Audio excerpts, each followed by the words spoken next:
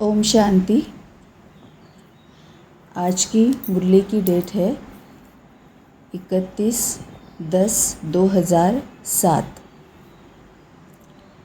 31 अक्टूबर 2007।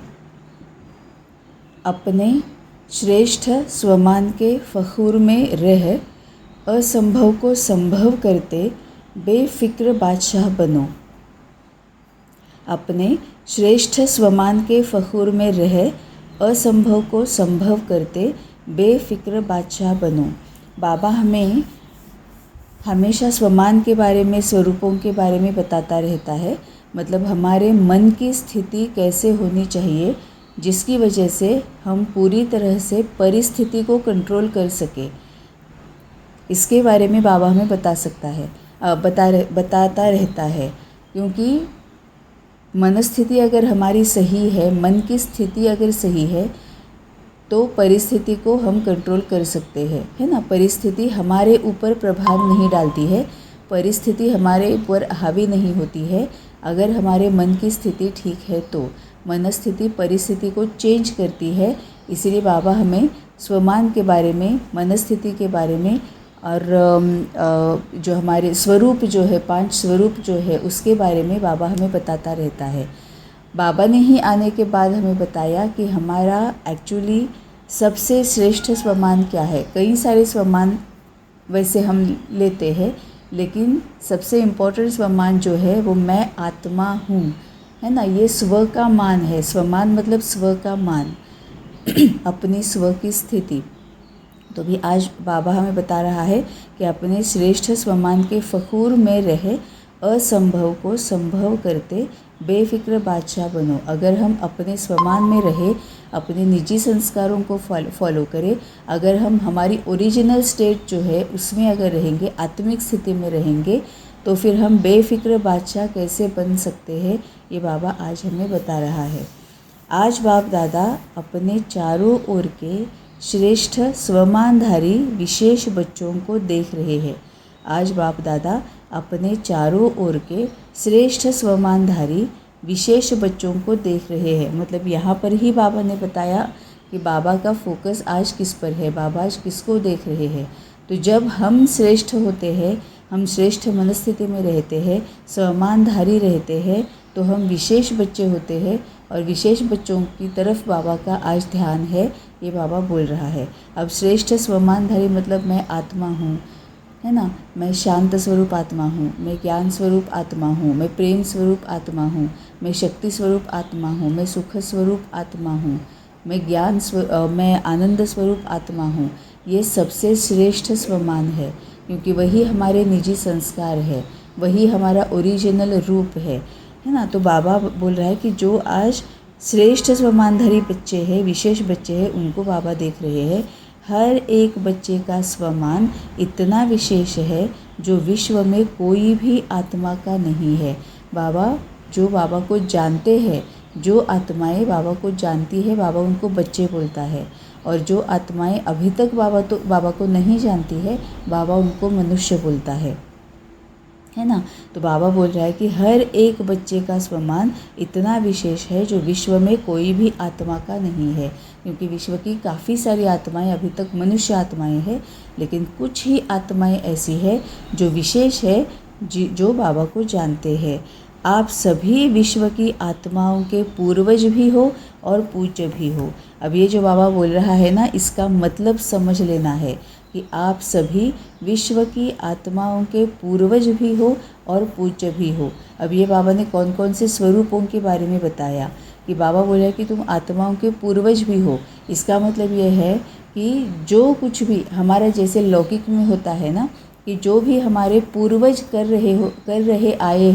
करते आए हैं, तो हम उनको ही फॉलो करते आए हैं, जिसको रीति रिवाज बोला जाता है ना। हर एक फैमिली के अपने अपने रीति रिवाज होते हैं। वो कहाँ पर अवलंबित होते हैं?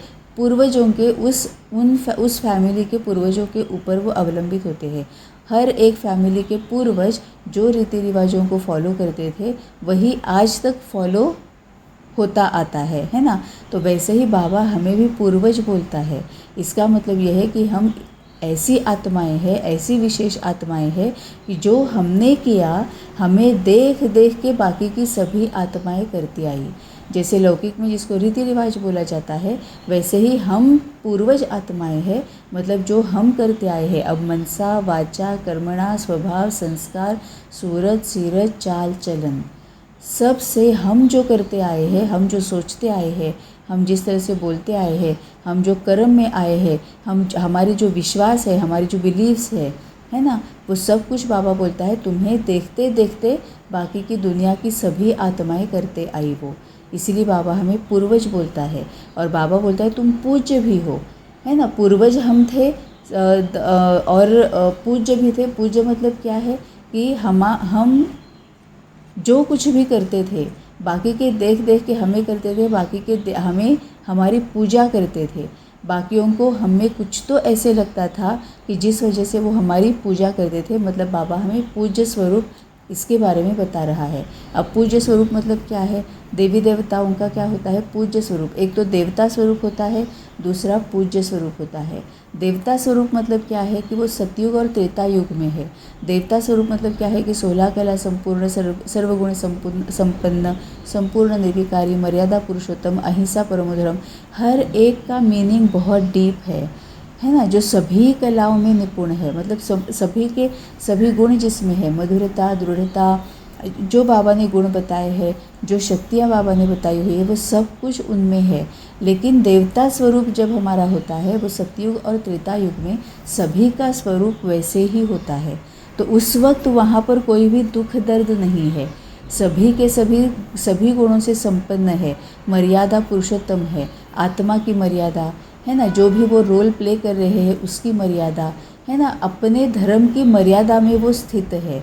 वो अपने धर्म की मर्यादा को क्रॉस नहीं कर रहे हैं, तो कहीं पर भी विकार नहीं है, तो कहीं पर भी विकर्म नहीं हो रहा है, तो कहीं पर भी दुख दर्द चिंता परेशानी भय अशांति असमाधान असंतुष्टता कुछ भी नहीं है। अगर वहाँ पर राजा है तो राजा को भी पता है कि मेरा धर्म क्या है ना। जैसे राम के बारे में, राम जी के बारे में बोला जाता है कि राम जी को पता था कि उनका जनता के प्रति, अपनी प्रजा के प्रति धर्म क्या है। उनको पता था कि अपने पिता के प्रति उनका अपना धर्म क्या है ना। तो ये उनको पता था, तो वो अपने मर्यादा में रहकर वो अपना रोल प्ले करते थे। वैसे ही प्रजा को भी पता होता है कि हमारा धर्म क्या है, हमारा रोल क्या है। वहाँ पर ऊंच नीच होती ही नहीं है ना, कि ये मुझसे नीचे है, ये मुझसे बड़ा है। राजा भी है तो वो भी ये समझता है कि मैं इनकी सेवा में हूँ, है ना। और प्रजा जो है वो भी ये समझती है कि अपना रोल यहाँ पर क्या है, कि राजा हमारे लिए है, राजा जो भी है वो अपना रोल प्ले कर रहा है, तो हम भी वो भी अपना रोल जिम्मेवारी के साथ प्ले करते थे। तो यह है देवता स्वरूप। वहाँ पर कुछ भी विकार नहीं था, तो विकर्म नहीं था, दुख दर्द नहीं था, है ना। लेकिन पूज्य स्वरूप में क्या होता है कि हम आ गए द्वापर युग में। पूज्य स्वरूप में हमें क्यों पूज्य बनाया गया? क्योंकि वहाँ पर विकारों में आना शुरू हो गया, तो विकर्म होने शुरू हो गए, तो दुख दर्द चिंता भय अशांति शुरू हो गया, और इसकी वजह से वो किसी न किसी को पूजने लगे, है ना। ये द्वापर में शुरू हो गया। सबसे पहले तो पूजा गया शिव जी को, है ना। उसके बाद फिर देहधारी को, फिर प्राणियों को, पशुओं को, पंछियों को, पत्थर ठिक्कर तक को फिर पूजना शुरू हो गया। तो पूज्य स्वरूप जो हमारा है वो पूर्वज हम इसीलिए है, जिस वजह से हम पूर्वज है उसी वजह से ही हम पूज्य बनते हैं। क्योंकि हमें देख देख कर ही सभी हमको फॉलो करते हैं, अपने आप को चेंज करते जाते हैं। तो हम पूर्वज थे, इसका मतलब हम विकार में जैसे आना शुरू हो गए, वैसे बाकी के सभी हमें देख देख के विकार में आना शुरू हो गए। लेकिन उन्होंने ही हमारा अच्छा रूप भी देखा हुआ है, हम पूज्य स्वरूप ही थे, है ना। इसीलिए हम पूज्य है, मतलब वो हमारी पूजा करते हैं। अब इसमें और भी एक कौन सी बात याद आती है? स्वराज्य अधिकारी। स्वराज्य अधिकारी जब हम सतयुग त्रेता युग में होते थे, जब हम पूर्वज है ना, तब हम स्वराज्य अधिकारी है। हम पूज्य स्वरूप होते हैं तो हम विश्व कल्याणकारी है, और फिर विश्व राज्य अधिकार, है ना। तो ये सब कुछ बाबा कई सारे वर्ड्स यूज़ करता है जिसकी वजह से हमें समझ में आ जाए। क्योंकि एक ही वर्ड अगर बाबा बार बार यूज़ करेगा तो हम भी बोर हो जाते हैं, हम बोर हो जाएंगे, है ना। तभी बाबा बोलता है कि योग के प्रयोग करते रहो।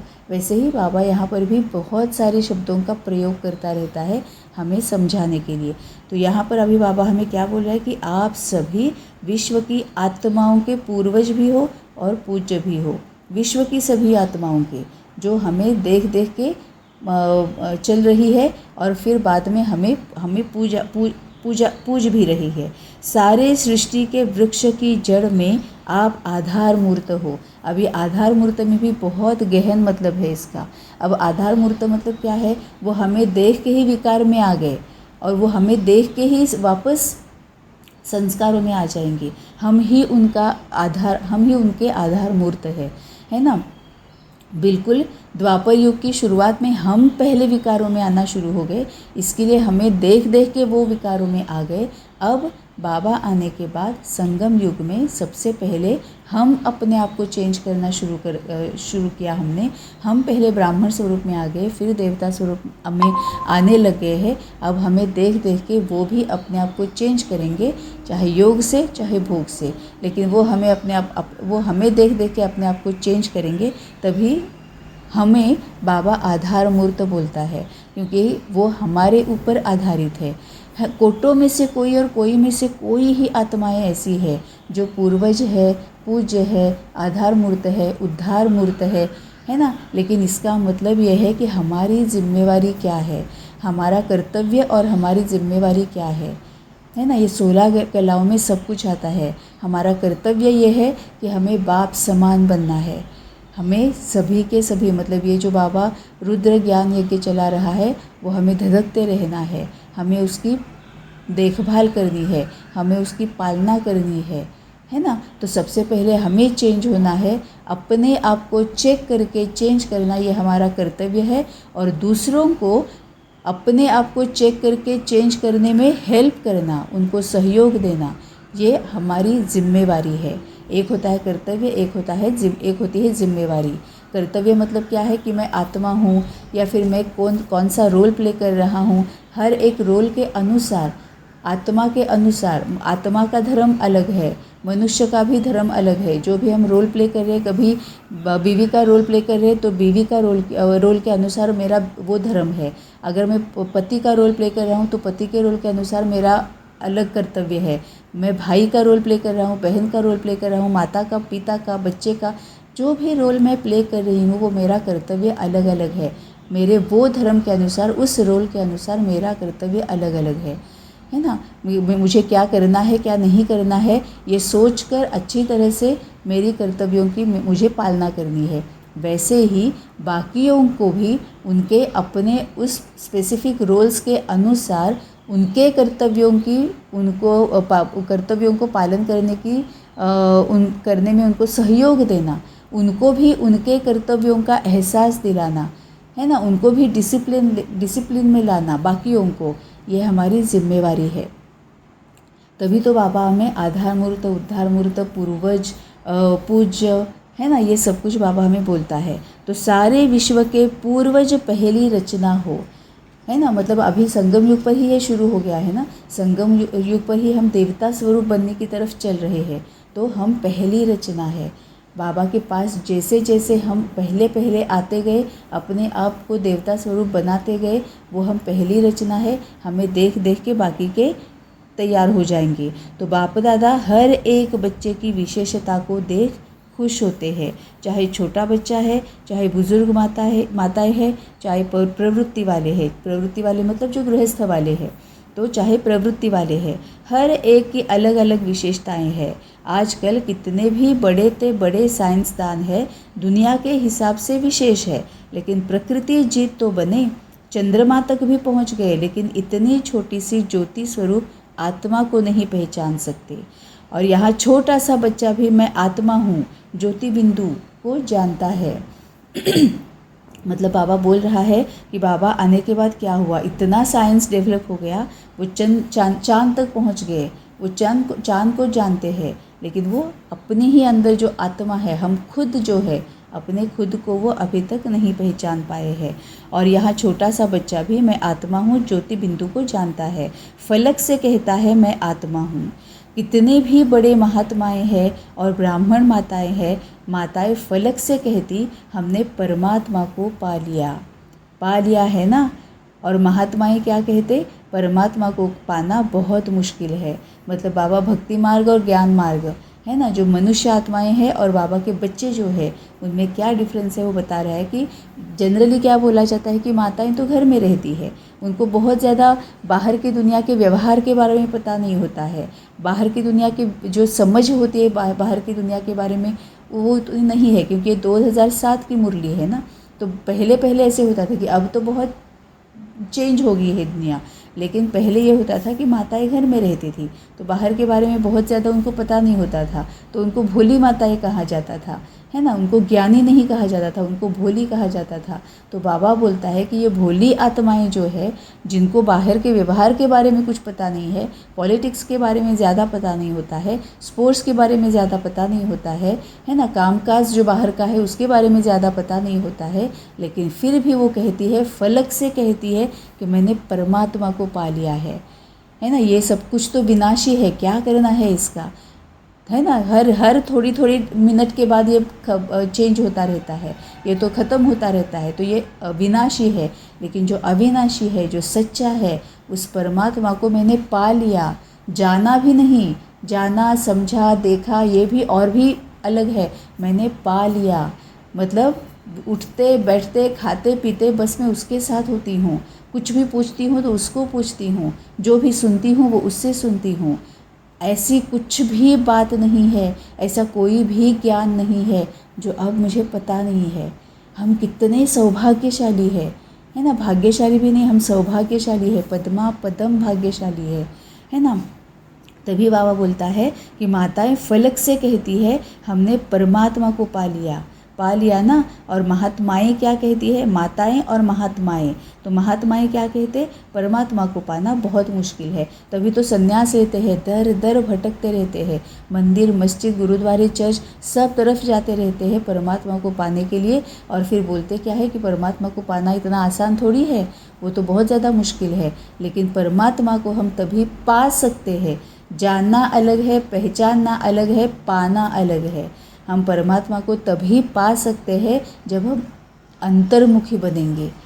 जब हम अंतर्मुखी बनते हैं, अपने आप को देखते हैं, अपने ऊपर फोकस करते हैं, है ना। बहिर्मुखता और अंतर्मुखता, बाहरी दुनिया से मन बुद्धि को हटाते हैं, अपनी ओर खींचते हैं, अपनी तरफ मन बुद्धि को लगाते हैं, तभी हम परमात्मा को पा सकते हैं, है ना। तभी बाबा बोलता है कि बाहर महात्माएं बोलती है कि परमात्मा को पाना बहुत मुश्किल है, और यहाँ माताएं बोलती है कि हमने तो परमात्मा को पा लिया। प्रवृत्ति वाले चैलेंज करते हैं कि हम सब प्रवृत्ति में रहते, साथ रहते, पवित्र रहते हैं, क्योंकि हमारे बीच में बाप है, इसलिए दोनों साथ रहते भी सहज पवित्र रह सकते हैं, क्योंकि पवित्रता हमारा स्वधर्म है। पर धर्म मुश्किल होता है, स्वधर्म सहज होता है ना। अब फिर से एक बार ये पढ़ते हैं कि बाबा क्या बोल रहा है। प्रवृत्ति वाले चैलेंज करते हैं कि हम सब प्रवृत्ति में रहते, साथ रहते, पवित्र रहते हैं, क्योंकि हमारे बीच में बाप है, इसलिए दोनों साथ रहते भी सहज पवित्र रह सकते हैं, क्योंकि पवित्रता हमारा स्वधर्म है।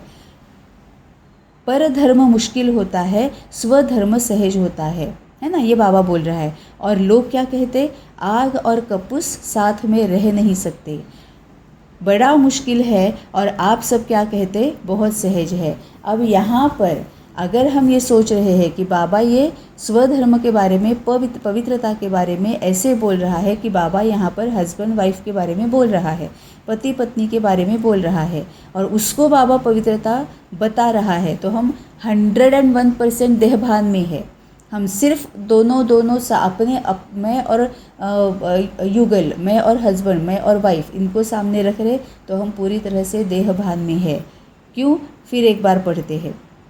प्रवृत्ति वाले चैलेंज करते हैं कि हम सब प्रवृत्ति में रहते, साथ रहते, पवित्र रहते हैं, क्योंकि हमारे बीच में बाप है। अब ये सब मतलब कौन है? प्रवृत्ति वाले चैलेंज करते हैं, मतलब जो गृहस्थ में है लेकिन फिर भी बाबा को जानने वाले हैं, जिन्होंने बाबा को पा लिया है, वो बोलते हैं कि हम किसी के भी साथ रहे, हम पवित्र रहते हैं क्योंकि जिनके भी साथ हम रहते हैं उनके और हमारे बीच में बाबा होता है। फिर वो चाहे माता पिताएं हो, भाई बहन हो, बच्चे हो, युगल हो, साथ वाले काम करने वाले हो, नेबर्स हो, कोई रिलेटिव्स हो, फ्रेंड्स हो, कोई भी हो। बाबा बोलता है हम जिनके भी साथ रहते हैं उनके और हमारे बीच में बाबा होता है। क्यों? क्योंकि हम आत्मा रूप को देख रहे हैं। मैं आत्मा, परमपिता परमात्मा, सामने वाली आत्मा, है ना। तभी बहुत गहन मतलब बहुत अच्छी तरह से सोच समझ लेना है ये कि प्रवृत्ति वाले चैलेंज करते हैं, मतलब जो गृहस्थ में है लेकिन परमात्मा को जिन्होंने पा लिया है वो चैलेंज करते हैं कि हम सब मतलब माता पिता, भाई बहन, युगल, बच्चे, रिलेटिव्स, फ्रेंड्स, जिनके भी साथ हम रह रहे, भले 1 मिनट के लिए रहे, 1 सेकंड के लिए रहे या ज़िंदगी भर रहे, जिनके साथ हम रहते हैं, जिनके साथ हम रहते हैं उनके साथ पवित्र रहते हैं क्योंकि हमारे बीच में बाप है ना। अब हम पवित्र रहते हैं मतलब ही क्या है? हम उपराम रहते हैं, हम साक्षी दृष्टा रहते हैं, हम मन मनाभव स्थिति में रहते हैं, हम शुभ भावनाएं, शुभ कामनाएं, शुभ चिंतन करते रहते हैं, चाहे सामने कुछ भी हो, चाहे हम 1 सेकंड के लिए भी उनके साथ रहे या ज़िंदगी भर उनके साथ रहे या 15 मिनट के लिए रहे, हम हर एक के साथ जब होते हैं तो साक्षी दृष्टा कमल फूल समान मन मनाभव उपराम स्थिति में रहते हैं, हम ज्ञान स्वरूप स्थिति में रहते हैं, हम आत्मा स्थिति, आत्मिक स्थिति में रहते हैं, है ना। पवित्र स्वरूप रहते हैं मतलब शुभ भावना, शुभ कामना, शुभ चिंतन करते रहते हैं। इसीलिए दोनों साथ रहते हुए सहज पवित्र रह सकते हैं। अब ये दोनों कौन? ज़रूरी नहीं हस्बैंड वाइफ ही है, ये दोनों मतलब हम जो बाबा को जानते हैं और वो जो बाबा को नहीं जानते हैं। हमने बाबा को जान लिया है ना। अब अगर मेरे घर में मैंने बाबा को जान लिया, मैंने परमात्मा को जान लिया, लेकिन मेरे शायद माता ने, मेरे पिता ने, मेरे भाई बहनों के उन्होंने परमात्मा को नहीं जाना है, तो हम दोनों के बीच में भी परमात्मा है। इसीलिए हम दोनों सहज पवित्र रह सकते हैं। मैं मेरे माता के साथ पवित्र रह सकती हूँ क्योंकि शुभ भावना, शुभ कामना, शुभ चिंतन, आत्मिक स्थिति में हूँ, ज्ञान स्वरूप में हूँ, लॉ ऑफ कर्मा को जानती हूँ कि इनमें विकार है वैसे मुझ में भी विकार है। मेरी माँ है, पिता है, भाई है, बहन है, रिलेटिव्स है, फ्रेंड्स है, युगल है, बच्चा है, जिनके भी साथ में हूँ मैं जानती हूँ कि जैसे मुझ में विकार है वैसे उनमें भी विकार है। जैसे मैं खुद पर काम करके अपने आप को चेंज कर रही हूँ वैसे ही मुझे उनको हेल्प करनी है कि उनको भी अपने विकारों को चेंज करें, वो भी अपने विकारों से छूट जाए। ये बाबा पति पत्नी के बारे में बिल्कुल भी बोल नहीं रहा है। हम दोनों मतलब मैं जो बाबा परमात्मा को जिन्होंने पा लिया और दूसरा जो अभी तक बाबा को पहचानते नहीं है, ठीक है। तो इसीलिए दोनों साथ रहते भी सहज पवित्र रह सकते हैं क्योंकि दोनों साथ कौन कौन से 2 लोग साथ रहते हैं? हम माता के साथ रहते हैं, पिता के साथ रहते हैं, भाई बहनों के साथ रहते हैं, बच्चे के साथ रहते हैं, युगल के साथ रहते हैं, फ्रेंड्स के साथ रहते हैं, रिलेटिव्स के साथ रहते हैं, जो हमें पालना दे रहा है उनके साथ रहते हैं, जहाँ पर हम काम कर रहे हैं उनके साथ रहते हैं। किसी भी 2, कोई भी 2 हो सकते हैं। ये ज़रूरी नहीं कि ये हस्बैंड एंड वाइफ है ना। तो पवित्रता ये बेहद में जाकर सोचना है। ये इंसान की जिसको मान्यता है वो वाली पवित्रता हरगिज़ नहीं है। ये वो वाली पवित्रता है जो बाबा की मानी हुई है, जो बाबा ने बताई हुई है, जो आत्मा की पवित्रता है, जो बेहद में जाकर पवित्रता बाबा जिसको बोलता है ना। तो बाबा बोलता है कि इसीलिए दोनों साथ रहते भी सहज पवित्र रह सकते हैं क्योंकि पवित्रता हमारा स्वधर्म है। जैसे बाबा स्वधर्म बोलता है, स्वमान बोलता है, स्वरूप बोलता है, मोर और लेस सबका मीनिंग सेम ही है ना। तो पवित्रता हमारा स्वधर्म होता है। परधर्म मुश्किल होता है, स्वधर्म सहज होता है। अब परधर्म मतलब क्या है? परमत है, पर चिंतन है, पर दर्शन है, किसी के प्रभाव में आना है ना। वो मुश्किल होता है। क्यों? क्योंकि किसी के भी प्रभाव में आना ये हमारी कमज़ोरी हो जाती है। कमज़ोरी मतलब विकार है। विकार के प्रभाव में आकर किया हुआ विकर्म ही होता है और विकर्म का परिणाम दुख, दर्द, चिंता, परेशानी, भय यही होता है ना। सबसे इम्पॉर्टेंट संस्कार तो हमें यही अपने आप में ठूस ठूस कर भरना है कि मैं किसी के भी प्रभाव में कभी नहीं आऊँगी। ये जितना हम भरेंगे ना उतना अगले कल्प में वो लंबे समय तक चलेगा क्योंकि हम सबसे पहले तो प्रभाव में आकर ही अपने आप को उतरती कला में लेकर आते हैं।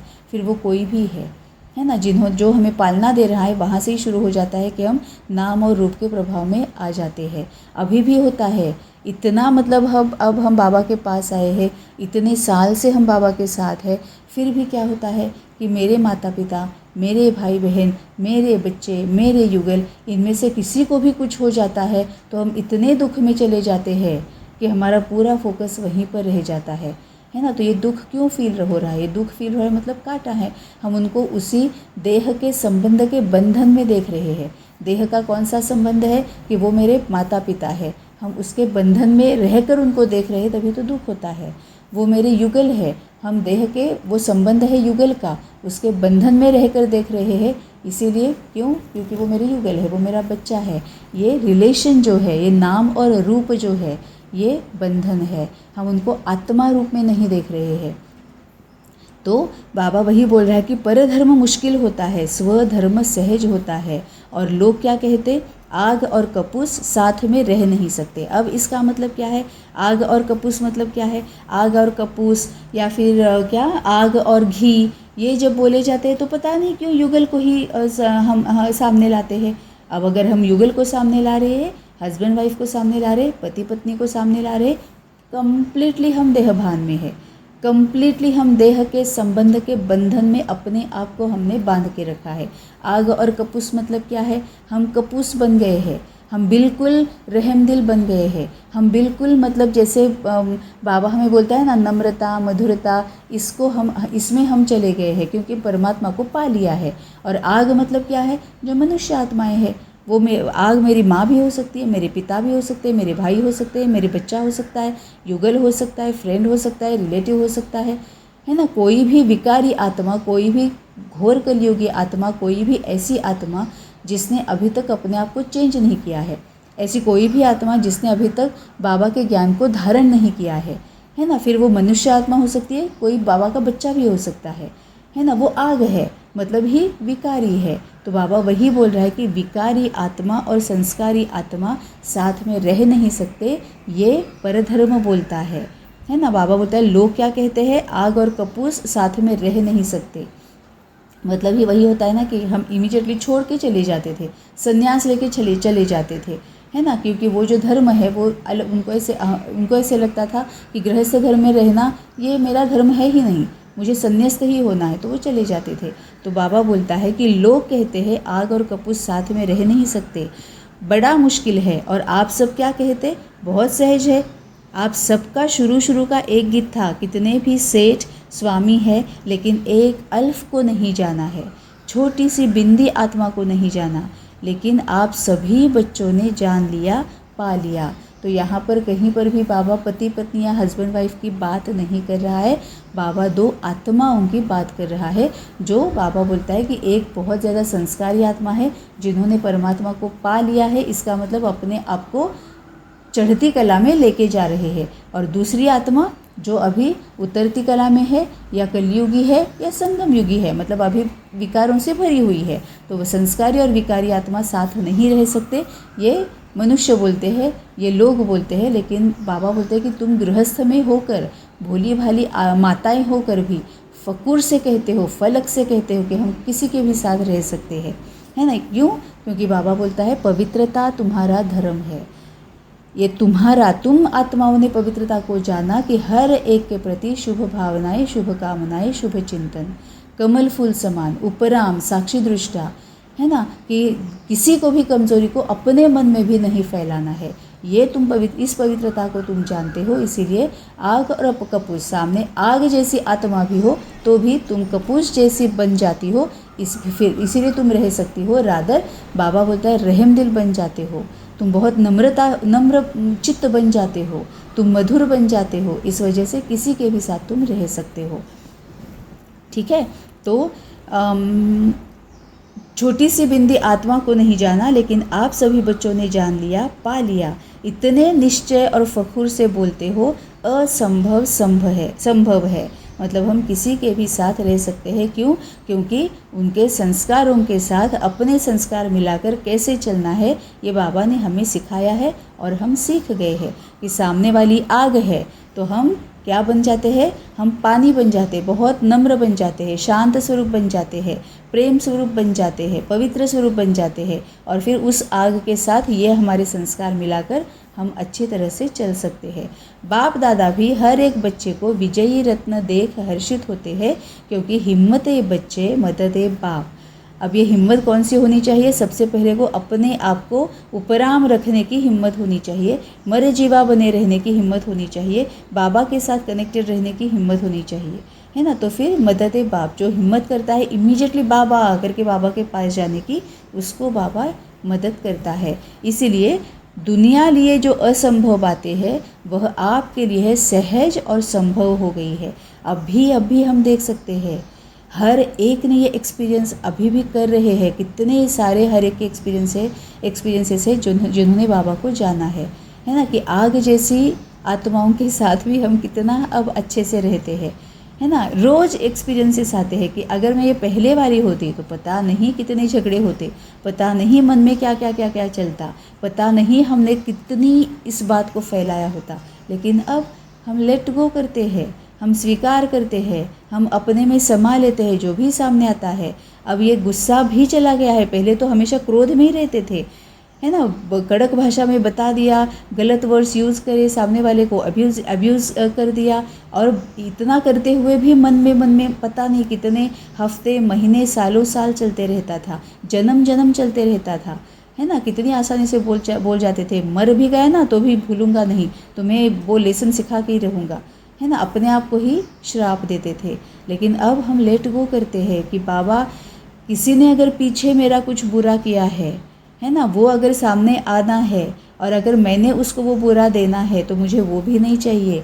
मैंने सबको माफ़ कर दिया है ना। क्योंकि क्या है कि अगर किसी ने मेरा अपमान किया है ना, तो उसके लिए भी वो लॉ ऑफ कर्मा है ना। उसने मुझे अगर अपमान दिया है तो वो भी तो उसको मिलना ही है, मुझसे ही मिलना है, तो वो सामने आना ही है, तो मैंने उसका अपमान करना ही है, क्योंकि लॉ ऑफ कर्मा है। जैसे मैंने किसी का अपमान करने के बाद वो मुझे वापस लेना है, वैसे किसी और ने मेरा अपमान करने के बाद मैंने भी तो उसको वापस देना है ना। लेकिन क्या हम अपमान करते हैं? क्या हम दुख देते हैं?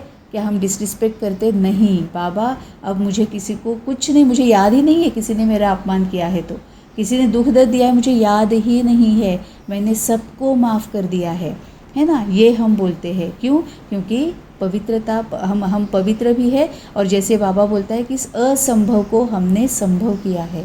पहले हमने पता नहीं कितने हजारों कार्मिक अकाउंट्स हम क्रिएट करते, लेकिन अब हम संस्कारी होने की वजह से, परमात्मा को पाने की वजह से, हम अब असंभव को हमने संभव किया है कि हम शांत रहते हैं, हम नम्र चित्त रहते हैं, हम रहम दिल रहते हैं, हम सभी को स्वीकार जैसे है वैसे हम स्वीकार करते हैं। तो ये असंभव को संभव करना ही हुआ। बाप दादा भी हर एक बच्चे को विजयी रत्न देख हर्षित होते हैं, क्योंकि हिम्मते बच्चे मददे बाप। इसीलिए दुनिया के लिए जो असंभव बातें हैं वह आपके लिए सहज और संभव हो गई है। फ़ख्र रहता है कि हम परमात्मा के डायरेक्ट बच्चे हैं। फ़ख्र मतलब ना नशे से भी ऊपर है, कि जिसकी वजह से बाकी का सब कुछ दिखाई ही नहीं देता है। बस वही रहता है कि नशा रहता है वो। बाकी की दुनिया पता नहीं कहाँ जा रही है, क्यों जा रही है, क्या कर रही है, हमें पता है बस बाबा बाबा और बस तू ही बाबा। इस नशे के कारण, निश्चय के कारण, परमात्मा बच्चे होने के कारण माया से भी बचे हुए हो। बच्चा बनना अर्थात सहज बच जाना। तो बच्चे हो और सब विघ्नों से, समस्याओं से बचे हुए हो। अब ये विघ्न कौन से है? दुख, दर्द, चिंता, परेशानी, है ना, असंतुष्टता, असमाधान। मतलब ही कौन से? किसी से कोई अपेक्षा नहीं, किसी से कोई द्वेष नहीं, किसी से कोई जलन की भावना नहीं, किसी की कमजोरी को फैलाते नहीं, किसी से कोई भी अपने पास जो है उसका कोई भी अहंकार नहीं। क्यों? क्योंकि हम निमित्त मात्र है, निर्मल स्वभाव के है, हम नम्र चित्त है, मधुर है ना। तो फिर सभी विघ्नों से, समस्याओं से बचे हुए हैं। सामने वाले को परखने की शक्ति हम में है, उसकी वजह से उसके संस्कारों के अनुसार हम अपने संस्कारों को चेंज करते हैं और फिर उसके साथ व्यवहार में आते हैं। तो सभी विघ्नों से, मतलब दुख, दर्द, चिंता से बचे हुए हैं। तो अपने इतने श्रेष्ठ स्वमान को जानते हो ना। क्यों सहज है? क्योंकि आप साइलेंस की शक्ति के द्वारा परिवर्तन शक्ति को कार्य में लगाते हो। जिसको ही बाबा गुप्त पढ़ाई बोलता है, गुप्त रीति से पढ़ाई करना बोलता है, गुप्त पुरुषार्थ बोलता है, गुप्त पढ़ाई बोलता है ना, गुप्त योग बोलता है। क्योंकि मुंह से हम कुछ भी नहीं देख रहे, सुना रहे हैं। हम अंदर अगर किसी ने बहुत ज़्यादा अपमान भी किया तो भी सूरत से भी हमारे फेशियल एक्सप्रेशंस भी शांत रहते हैं। क्यों? क्योंकि अंदर जैसे ही सामने कोई आत्मा आई, सबसे पहले तो हम उपराम ही रहते हैं ना। तो अगर उसने हमारा अपमान भी किया तो हमें पता है या तो मैंने वो पीछे दिया हुआ है या फिर इसका ये संस्कार है। पीछे दिया हुआ है तो माफ़ करो भाई, उल्टा तुम्हारा धन्यवाद है कि समय रहते तुमने मुझे वापस लौटा दिया। अभी भी मुझ में शक्ति है तो मैं उसको संभाल ले सकता हूँ। और अगर ये उसका भी संस्कार है, इसकी वजह से कर रहा है, तुम भी अपने उस विकार से बाहर निकल जाओ। हम तुम निर्बल हो, हम तुम्हें शक्ति भर रहे हैं, है ना। इसीलिए बाबा बोलता है कि साइलेंस की शक्ति द्वारा परिवर्तन शक्ति को हम कार्य में लाते हैं। अपना परिवर्तन भी करते हैं, दूसरों का भी परिवर्तन करते हैं। शुभ भावना, शुभ कामना, शुभ चिंतन। निगेटिव को पॉजिटिव में परिवर्तन कर लेते हो, अपने भी और दूसरों के भी।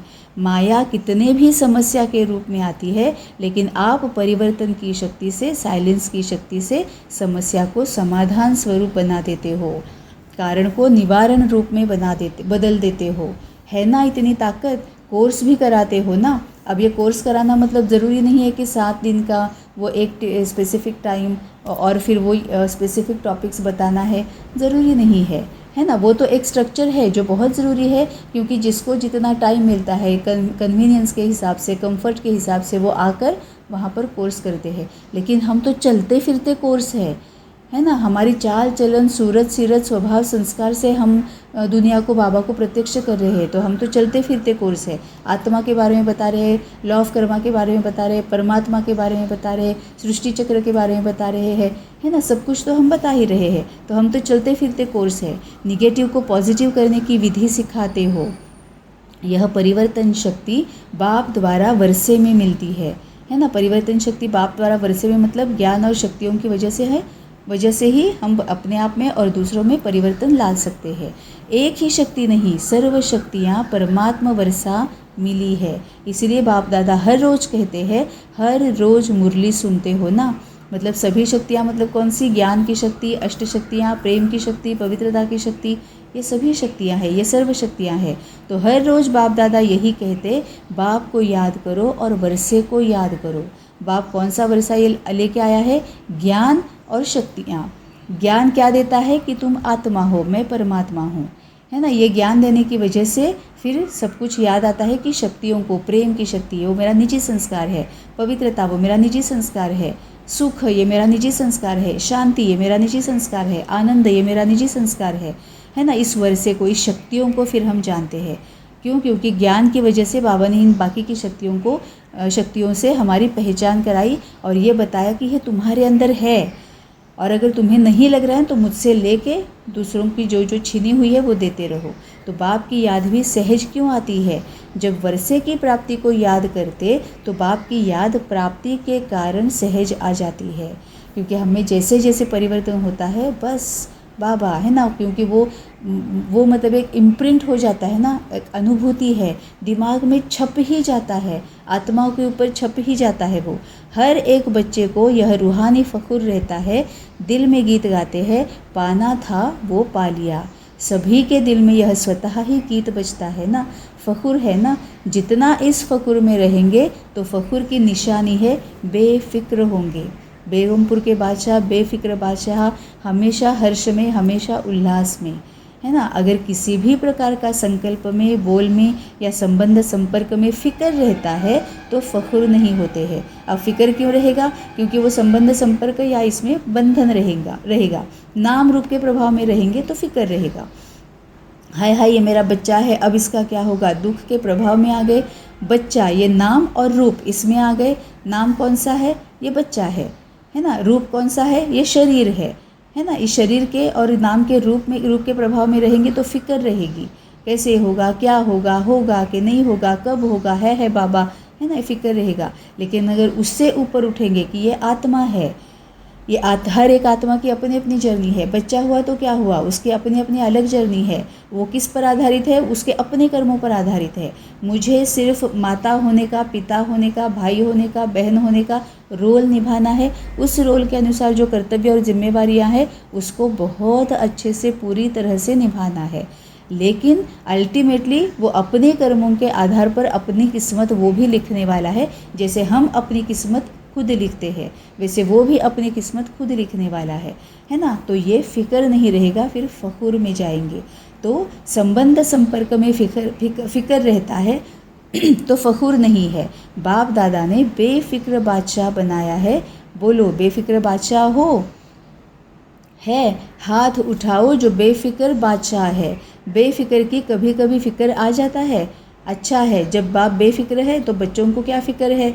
बाप दादा ने तो कह दिया कि सब फ़िक्र व किसी भी प्रकार का बोझ है तो बाप दादा को दे दो। मतलब जो कुछ भी सोचना है वो बाबा को दे दो। बाप सागर है ना, तो बोझ सारा समा जाएगा। कभी बाप दादा बच्चों का एक गीत सुन के मुस्कराता है। पता है कौन सा गीत? क्या करे कैसे करे, कभी कभी तो गाते हो।